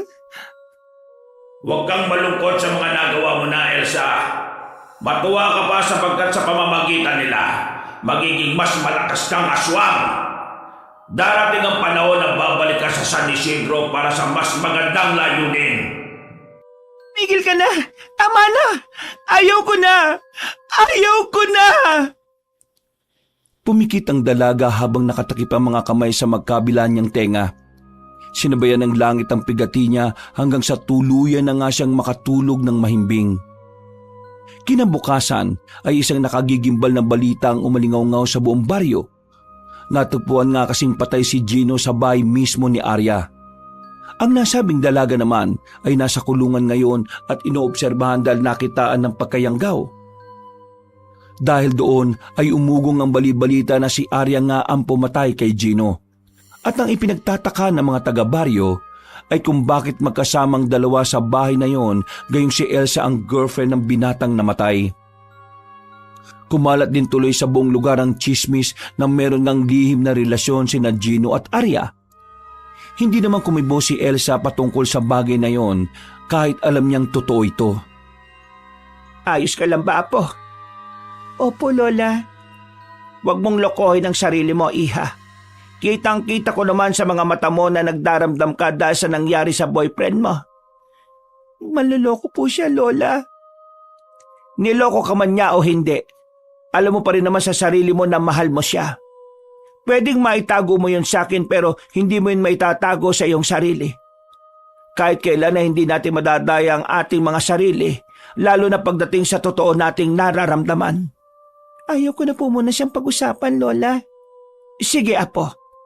Pero kung kailangan mo na makakausap, nandito lang ako palagi. Pasensya ka na kung palagi akong wala rito sa bahay nitong mga nakalipas na araw at linggo. Hindi ko na rin tuloy napapansin ang mga pinagdaraanan mo, iha. Okay lang po yun, La. Mas mabuti na rin naman po ang ganon. Anong ibig mong sabihin? Wala po. Nandyan na po si Aling Karen at Aling Nina, oh. Tumuloy na po kayo. Hindi ka ba sasama? Para naman makita mo sa huling sandali ang labi ng kasintahan mo. Dating kasintahan po. Hindi na po ako sasama, Lola. Dito na lang po muna ako sa bahay. Mas gusto ko pong mapag-isa ngayon. Napakibit-balikat na lang ang matandang babae at pagkatapos ay lumabas na yun ng bahay. Naiwan naman mag-isa si Elsa habang nakatingin lang sa luma nilang balon.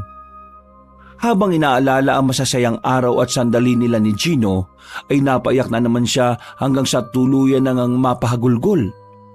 Hindi niya pinigil ang sarili sa tagpong yon dahil naisip niyang tama naman si Lola Ana. Aminin niya man sa sarili o hindi, niloko man siya ni Gino pero kahit ganon ay mahal na mahal niya pa rin ang yumaong binata. Naunahan lang siya ng galit na halimaw sa kanyang kalooban kaya nakagawa siya ng matinding krimen. Sorry talaga, Gino. Mahal na mahal kita. Nagsisisi ako sa ginawa ko sa iyo. Pero kahit anong gawin kong pagsisisi, hindi ko na may babalik ang dati dahil wala ka na. Patay ka na. Pinatay kita. Napalood siya sa sobrang sakit ng kalooban pero hinayaan niyang kumawala sa kanyang sistema ang ganoong pakiramdam. Pero sa kabila ng konsyensya niya ay mas lalo lang din lumalaban ang demonyo sa kanyang kalooban. Bakit ka umiiyak dyan, Elsa? Sinabi ko naman sa'yo na hindi mo kailangang iyakan ng manlolokong yun eh. Niloko ka ni Gino at ang kapalit ng panlolokong yun ay kamatayan. Simula ngayon, ang lahat ng manloloko sa'yo, papatayin mo! Hindi na niya pinansin ang bulong ng demonyo sa kanyang sistema. Nagpunas na lang siya ng luha at nag-ayos ng sarili. Pagkatapos ay nagpunta siya sa istasyon ng pulis para tingnan doon si Arya. Eksakto na naabutan niya si Officer Jano na nag-aayos ng mga gamit nito sa sariling desk. Lumapit siya at kinumusta ang nasabing alagad ng batas. O Elsa, napadalo ka rito. Ang tagal na nating hindi nagkikita. Ikinalulungkot ko nga pala ang nangyari kay Gino. Salamat po, Officer. Ay, siya nga pala. Anong sadya mo rito? Pwede po bang mag-request na makita si Arya? Ha? Ay, pasensya na. Hindi kita mapapayagan sa gusto mo. Saglit lang po ako at hindi ako magtatagal. Pakiusap po. Kailangan ko lang siyang makita at wala akong ibang gagawin. Parang awan niyo na po. Dahil doon ay napakamot na lang sa ulo si Officer Jano at dahil silang dalawa lang naman ang nandoon kaya pinayagan na rin niya ang dalaga. Pinayo niya lang na huwag masyado magtagal dahil baka mamaya ay magdatingan na ang ibang pulis na nasa operasyon. Humingi lang ng 5 minuto si Elsa at pagdating nila sa tapat ng pinagpipiitan ni Arya ay umalis na nga muna ang pulis. Nang masiguro ni Elsa na wala na sa paligid si Officer Jano, saka siya humalukip-kip. Ang kaninang malungkot na muka ay biglang napaismid na at pagkalaon ay pangiti-ngiti na. Nagpapanggap lang pala siya kanina na malungkot sa harap ng alagad ng batas. Pinagmasdan niya si Arya mula ulo hanggang paa. Nakaposas ang mga kamay at paa noon sa mismong kinauupuan. Naglalaway ang dalaga at kitang-kita ang pagkayanggaw. Mas lalong pumapangit ang itsura mong mga agaw ka. Hindi akma sa'yo ang pagkayanggaw. Para kang asong nauulol. Kadiri at naglalaway ka pa. Hindi naman ako ganyan noon eh. Ibig sabihin pala malakas ang pagkontrol ko sa sarili dahil nakaya kong umaktong normal. Kahit matindi na ang epekto ng pagkayanggaw sa akin. Umangil-angil lang si Arya. Hindi yun nakakapagsalita pero para lang mabangis na hayop na umuungol at pag-angil ang kayang gawin. Dahil doon ay napakunot ng noo si Elsa. Hindi niya kasi inakala na parang mawawala sa sarili ang kabit ng kanyang namatay na boyfriend. Hindi ko alam kung maawa ako sa lagay mo eh. Pero ito lang ang masasabi ko. Dapat lang sa'yo ang nangyaring yan. Pagkatapos sabihin yon, ay sinadya niyang kagatin ang dulo ng hintuturo. Nang tumagas ang dugo ay tila naghurimentado si Arya. Nagwala-wala yun at nagpumilit na kumawala para lang matikman ang umaalingasaw na dugo ni Elsa. Natawa naman ang dalaga sa nakikita dahil hirap na ang kanyang kaaway. Sige Arya, matakam ka sa dugo. Mauhaw ka at maglaway. Pero hindi ka makakatikim dahil nandiyan ka sa piitan na yan. Mamamatay kang gutom na sa karne ng tao at uhaw na uhaw sa sariwang dugo. Natigilan na siya dahil biglang dumating si Officer Jano. Narinig kasi ng Ginoong matinding pagwawala ni Arya kaya nag-alala siya. Mabilis namang binago ni Elsa ang reaksyon ng kanyang mukha na mula sa natutuwa papunta sa pakunwaring natatakot. At nang makita ng Ginoong dugo sa hintuturo ng dalaga ay mas lalo siyang naalarma. Anong nangyari, Elsa? Nasaktan ka ba niya? Hindi po, officer. Nagulat lang ako tapos napatras kaya sumadsad yung daliri ko at nagdugo. Hindi naman po masyadong malalim ang sugat ko. Ayos lang. Mabuti naman kung ganun. Huwag kang didikit sa taong yan, Elsa. Nakikita mo ba itsura niya? Para siyang asong nauulol. Pero ang totoo, nayanggaw siya. Nayanggaw? Oo, ganyan na itsura ng mga nayanggaw. Sa maniwala ka man o sa hindi, totoo ang pagkayanggaw ng mga aswang, lalo na ron sa San Isidro. Malamang doon siya nadali at posibleng siya rin ang pumatay kay Pipita, Ginoong Jerry at Tom. Ganun po ba? Nakakatakot naman. Oo, tara na. Umalis ka na rito dahil parating na rin yung mga kasama ko. Kapag naabutan ka pa baka mapagalitan din ako. Bago umalis ng lugar na yon ay pasimple pang napangiti si Elsa kay Arya na patuloy pa rin sa pagkawag-kawag. Pag-uwi niya ng bahay tila tuwang-tuwa ang kanyang pakiramdam. Mas namayani na naman ang demonyo sa kanyang kalooban at hindi niya na nakontrol yon. Pasado 10:00 ng gabi, nagising si Elsa dahil sa lakas ng ulan. Lumabas siya ng kwarto at sumilip sa bintana. Dahil doon ay nakita niya ang balon sa likod ng kanilang bahay. Napangiti siya ng makahulugan na parang tuwang-tuwa sa mga nangyayari ngayon. Tama ang sinabi ng demonyo sa isipan ko. Dapat lang yun sa'yo, Arya. Yun na ang pinakabayad mo sa ginawa mo sa akin. Pagkatapos noon ay bumalik na siya ng kwarto at natulog. Pero lingid pala sa kanyang kaalaman ay narinig ni Lola Ana ang kanyang sinabi. Malungkot na napa-sign of the cross na lang ang kanyang lola bago bumalik din sa higaan nito at matulog. 3 araw ang nakalipas. Nabalitaan na nga lang napatay na si Arya sa piitan kung saan to nakakulong. Ayon pa kay Mang Pabling, ang kilalang albularyo sa kanilang baryo, namatay si Arya dahil sa matinding pagkauhaw sa sariwang dugo at pagkatakam sa sariwang karne ng tao. Isa raw sa mga naging dahilan ng pagkamatay ng mga baguhang nayayanggaw ay ganon. Karamihan daw kasi ay mas pinipili na lang ang hindi makapanakit ng inosenteng tao hanggang mamatay, kesa maging isang kinatatakutang halimaw. Nang malaman ni Elsa ang tungkol sa nangyari kay Arya, ay natuwa siya ng husto. Hindi maipinta ang kasiyahan sa kanyang puso kaya nagdiwang talaga siya ng husto. Nagluto siya ng marami sa kanilang bahay at hinintay niya ang pag-uwi ni Lola Ana. Subalit pagdating na matandang babae sa kanilang bahay, pasado 10:30 ng gabi, iba ang hilat siya ng mukha nun. Hindi masaya ang kanyang lola na natunugan niya kaagad. Lola, may problema ba? Bakit parang malungkot ka? Naganda pa naman ako na marami ngayon kasi gusto ko pong magdiwang tayo. Naganda ka para magdiwang tayo? Opo, Lola. Para saan, Elsa? Para ano po? Basta, Lola. Gusto ko lang pong magdiwang. Sawa na po akong magmukmuk eh. Gusto mong magdiwang dahil sawa ka na magmukmok? O baka naman gusto mong magdiwang dahil patay na si Arya? Po? Anong sinasabi niyo, Lola Ana? Alam ko ang mga pinag-aagawa mo, Elsa. At sa lahat ng mga ginawa mong yon, ang di ko matatanggap ay yung ginawa mo kay Arya. Niyanggaw mo siya para mahirapan ng gusto at mamatay. Bakit hindi mo na lang siya ginaya sa mga taong pinaslang mo? Kay Pipita, kay Jerry, kay Tom, at sa manloloko mong nobyo? Kung ganun, alam niyo pong isa akong... Oo. Hindi ka nagtataka kung bakit palaging nawawala ang bangkay na nilalagay mo sa lumang balon?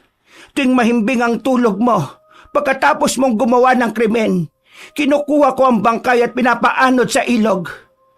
Nagdarasal ako araw at gabi sa Panginoon na patawarin tayo sa kasalanang ito. Na huwag masunog ang kaluluwa natin sa impyerno. Lahat ng kadibonyohang ginawa mo, tinanggap at pinagtakpan ko. Pero ang hindi ko lang maunawaan, bakit kailangan mo pang pahirapan ng isang tao bago wakasan ang kanyang buhay? Walang kalaban-laban sa iyo si Arya, Apo. Dapat lang sa kanya yun, Lola. Kung tutusin, kulang pa yun dahil sa panloloko nila sa akin eh. Hindi niyo po maintindihan kung saan ako nanggagaling dahil hindi niyo nakita mga nakita kong ginawa nila. Pero nakita ko ang mga ginawa mo. Simula sa umpisa, Apo. Sinikap ko yung intindihin kahit ang totoo. Ay takot na takot ako na baka isang gabi ako naman ang gawan mo ng masama. Ganyan na ba kahalang ang kaluluwa mo, Apo? Hindi ako masamang tao, Lola. Hindi ko ginusto tong nangyari. Wala akong ginusto sa mga to. Kung hindi mo talaga gusto yan, nung una pa lang sinabi mo na sa akin para naiharap kita sa simbahan at napabindisyonan ka. Maaring naipagamot pa kita kay Ma'am Pabling. Maaring hindi na humantong sa mga pagpatay ang lahat. Makinig ka, Elsa. May panahon pa para makapagbago ka. Sumama ka sa akin gayon din at pupunta tayo sa simbahan para alisin ang sumpa na yan na umaalipin sa iyo. Tumigil ka! Pati ba naman ikaw, Lola? Pareho lang talaga kayo. Huwag kang magpaalipin sa mga demonyong bumubulong sa kaisipan mo. May pag-asa pa para magbago. Mahal ka ng Diyos. Mahal ka ng Panginoon na po. Sinabi lang tumigil ka eh. Ayoko marinig ang patungkol sa Diyos-Diyos na yan.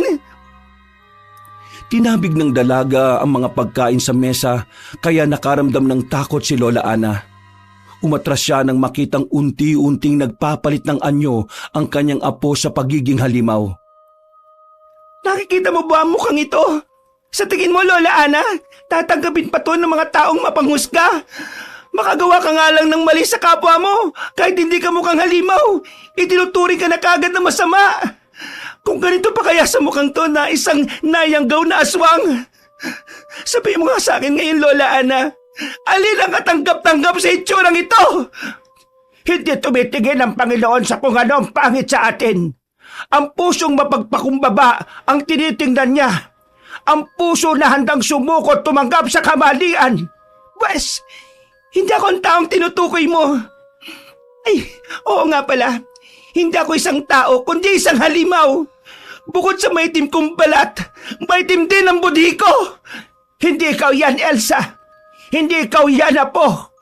Labanan mo ang sumpa sa iyong kalooban at huwag mong hayaang sakupin kanyan. Bago pa matapos ang matandang ginang sa pagsasalita, ay tinabig na siya ni Elsa. Tumalsik siya sa gilid at pagkuway natumba. Dahil doon ay nabali ang tagiliran ng ginang kaya hindi na siya nakatayo. Nilapitan siya ng nagangalit na aswang at walang awang pinaslang. Naiyak na lang si Lola Ana habang pilit na niyayakap ng maigpit ang apo hanggang sa tuluyang mawalan ng buhay. Katulad ng iba pang biktima ay inihulog ni Elsa ang lola niya sa balon. Hindi na rin kasi niya naisip ang mga nangyayari sa paligid dahil sa gulong-gulo na rin siya. Nagkulong siya sa sariling kwarto hanggang sa sumapit ang kinabukasan at isa pang kinabukasan at isa pang kinabukasan hanggang sa lumipas ang 5 araw. Dahil sa pag-aalala nila Aling Karen at Aling Nina ay napilitan na silang magpasama kay Officer Jano sa bahay ni Elsa. Nang marinig ng dalaga ang boses na iyon sa labas ng kanilang bakuran ay walang gana siyang bumangon at sumilip sa nakasarang bintana. Tao po!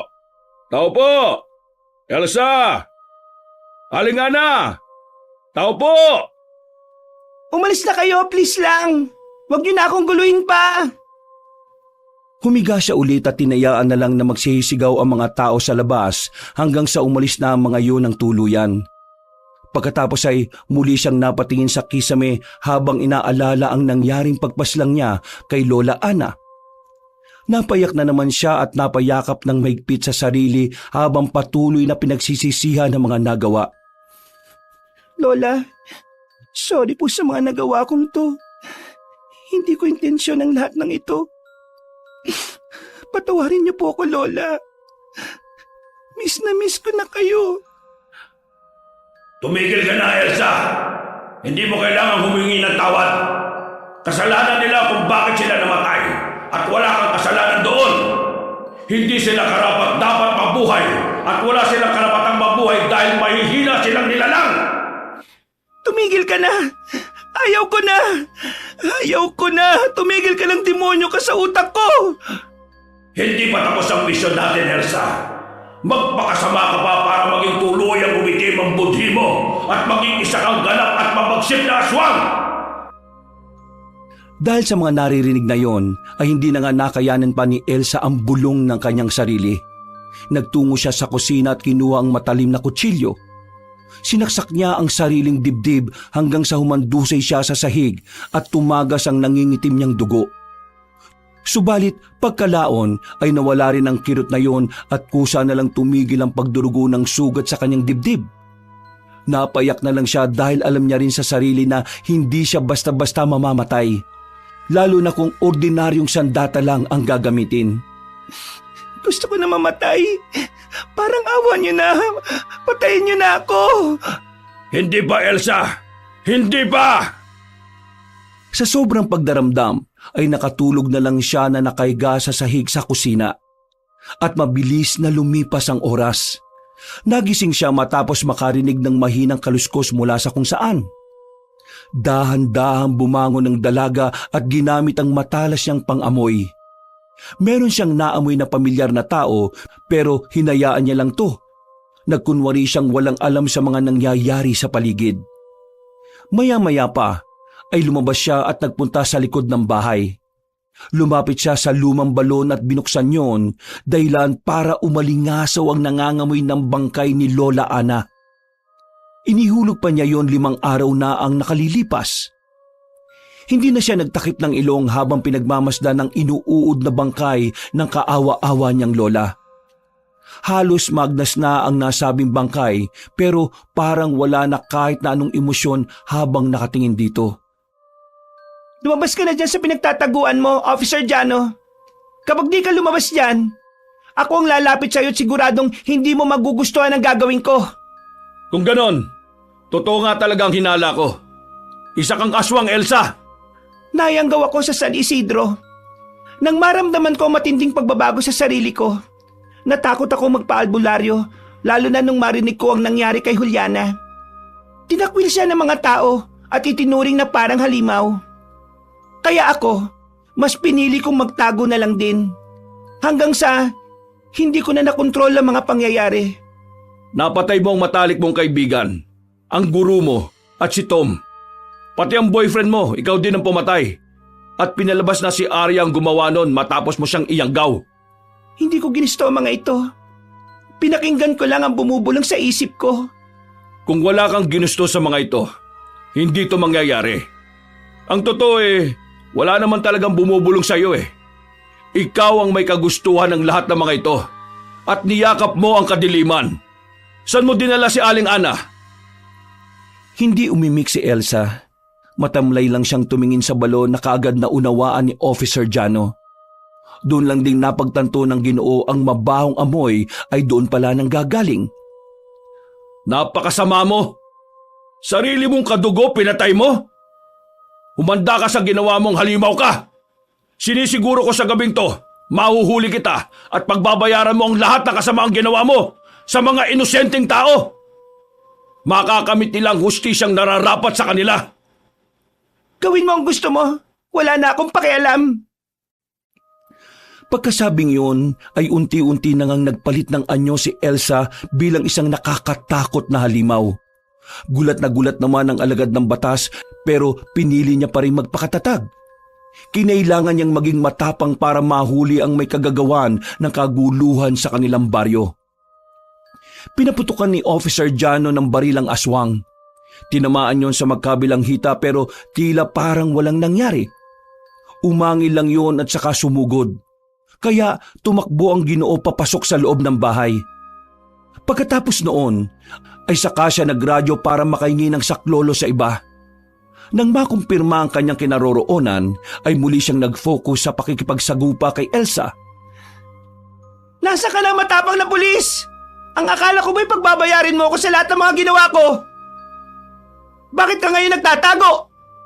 Lumabas ka at harapin mo ako para matikman mo ang pagsik at maranasan mo rin ang naranasan ng iba ko pang mga biktima! Napatras si Elsa nang matamaan siya ng bala ng baril sa kaliwang mata. Natuwa naman si Officer Jano sa pag-aakalang nakapuntos na siya pero doon siya nagkamali. Pagkaangil ng aswang ay tumigil ang pagdurugo sa mata nito na parang walang nangyari. Yun na ba yun, Officer Jano? Yun ang pinakamaganda mong magagawa? Walang yang aswang to ah! Nagtago siya ulit at nagpaputok ng baril. Sinalaglang ng katawan ng mga yon na parang akala mo ay wala lang. Muli naman nagkasa ng baril ang pulis hanggang sa maalala niya ang isang bagay. Noong kasama niya kanina sina Aling Karen at Aling Nina ay nagbigay sa kanya ang dalawang matanda ng maliit na bote na may lamang holy water. Sinamahan din nila yon ng rosaryo. Ayon pa sa matatandang alagad ng simbahan ay nakakatulong nga raw ang holy water lalo na ngayong napatunayan nilang merong nayanggaw sa kanilang lugar. Matapos maalala yun ni Officer Jano ay nagbakasakali na lang din siya habang hinihintay ang backup. Bahala na. Sana gumana to. Saglit niyang binabad ang bala sa holy water habang nagtatago sa aswang. Eksaktong ilang minutong lumipas ay nasira na ni Elsa ang bintana sa kusina. Umikot naman si Officer Jano sa bandang banyo at doon niya winisik ang holy water na natitira sa bote. Napahiyaw ng gusto ang aswang habang umaatras. Pakiramdam ni Elsa ay para siyang napapaso ng apoy galing sa impyerno. Nang makita naman ng pulis na epektibo ay sa kanya na pinaputok ang baril. Nang tumama ang bala sa katawan ng aswang ay naghihiyaw yun sa sakit. Tumagas ng tumagas ang dugo na hindi na tumitigil kaya napangiti ang lalaki. Ano? Akala mo hindi ka mapapatay? Tikman mo ngayon to! Mamamatay ka ng aswang ka! Makakasunod niya pang pinaputukan si Elsa hanggang sa mapatayo na lang ang dalaga sa harap ng balon. Saglit yung tumigil at ngumiti sa Ginoo na nagtataka kung bakit. Gawin mo na, Officer Jano, habang di ba tuluyang kinakain ng kadiliman ng budhi ko. Anong sinabi mo? Pinilit kong labanan ng bulong ng demonyo sa utak ko. Pero nadaig ako nito. At wala akong sinisisi sa bagay na yon kundi ang sarili ko lang din. Tama ka po. Dapat kong pagbayaran ng lahat ng ginawa kong kasamaan. Mahal na mahal ko po ang lola ko. Nang maunawaan ng Ginoong Pulis ang sinasabi ni Elsa ay muli niyang kinalabit ang gatilyo ng baril at makailang beses pang pinaputukan ang katawan ng aswang. At sa huli ay pinuntirian niya ang ulo nito. Tumagos ang bala sa likod ng utak at kasunod noon ay nahulog din ng halimaw na si Elsa sa balon. Lumapit doon si Officer Jano habang nakatutok pa rin ang baril. Siniguro niyang hindi na talaga kumikilos ang aswang bago niya ibaba ang sandata. Eksakto naman ang pagdating ng mga backup na sinundan din ng pag-ulan. Ang pangyayaring yun ay mabilis na umugong sa buong baryo. Marami ang natakot dahil nga sa nagkaroon na naman ng isang insidente ng pagkayanggaw. Nalungkot din ng gusto ang mga kaibigan ni Lola Ana na sina Aling Karen at Aling Nina matapos malaman ang nangyari. Nilibing ang maglola na magkatabi at marami rin ang nakiramay sa kanila dahil marami naman talagang kaibigan si Lola Ana. Sa paglipas pa ng mga araw, siniguro naman ni Officer Jano kasama ng iba pa at ng simbahan na hindi sila titigil sa pagsugpo ng anumang krimen. Ito man ay may kinalaman sa supernatural o wala. Dahil sa pangakong yon ay naging kampante ang mga taga-baryo. Naging maunawain din sila sa sitwasyon ng isang tao na huwag kaagad manghusga. Makalipas ang isang linggo, habang ginagalugad ng Ginoo ang abandonado ng bahay ng maglola, ay nakita niya ang diary ni Elsa. Doon ay nabasa niya ang lahat ng mga ginawa ng dalaga, kaya naintindihan niya rin ang pinaghuhugutan nun. Pasensya na sa nangyari, Elsa. Ikinalulungkot ko kung ano man ang mga pinagdaraanan mong hirap at pagdaramdam na ikaw lang mismo ang mag-isang lumalaban. Kung nasaan man ang kaluluwa mo, Elsa, nawa ay magkaroon ka ng inaasam mong kapayapaan. Pagkatapos noon ay sinunog niya ang diary at tinapon sa balong nasa likod ng bahay. Wakas. Ako ang inyong Lolo Pael. At ako